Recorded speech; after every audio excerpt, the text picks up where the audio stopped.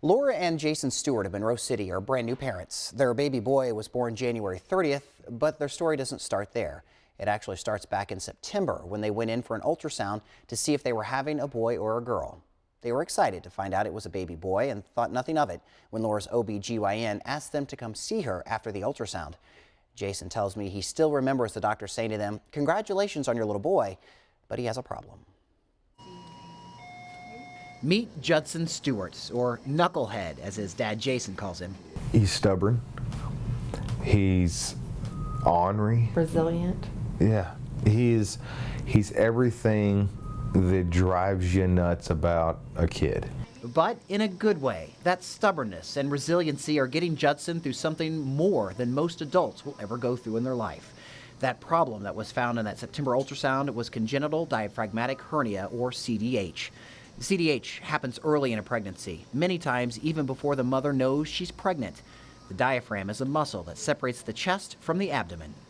And when there's a defect in complete development and closure of the two cavities, there's a hole which is left there, and that allows the contents of the abdomen to sort of herniate into the chest. You can see his chest is, it was like a hump, and then his belly was just... There was nothing in his abdomen.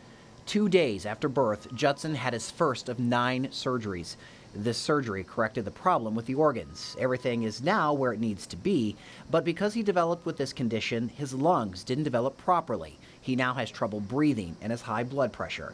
Right now, he's on life support at St. Louis Children's Hospital, NICU. How's he doing now? We don't know. In addition to his 9 surgeries, Judson, almost 2 months old, has had 5 other procedures and more than 100 blood or platelet transfusions. We're nervous.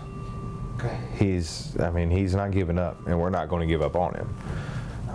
But he has got a long way to go and a very short time to get there. One side effect to the type of life support Judson is on is a brain bleed. If one develops, he has to go off of life support immediately. What does it take then for him to pull through this? Prayer is going to be the biggest medicine, the greatest medicine right now. Physically, his high blood pressure needs to settle down so his lungs can do what they need to. His heart needs to relax and not work so hard. How are you guys doing?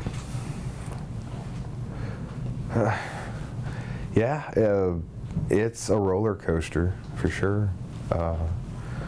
It's the worst time of my life, hands down. This should be the happiest, brand new baby. It is unimaginable what they're going through, the ups and downs, the highs and the lows. A good day and then the next day it's a bad day. And I think that whatever their community can do in terms of that type of faith and support and keeping the hope is invaluable. And that's exactly what has happened. The Stewarts say the communities of Hannibal, Monroe City, and Palmyra have all rallied around baby Judson, Jason, and Laura. Jason tells me help has come to him in ways he didn't even know he needed. He's also learned a lot from his infant son. He's made me want to be a better father, a better husband, better friend, a better member of the community. This whole situation has changed me a lot. It's very touch and go for the Stewarts right now. It's literally day to day, sometimes hour by hour. Best case scenario, Judson's got another 6 to 8 months in the NICU. The doctors here know what has to be done, but it's all on Judson.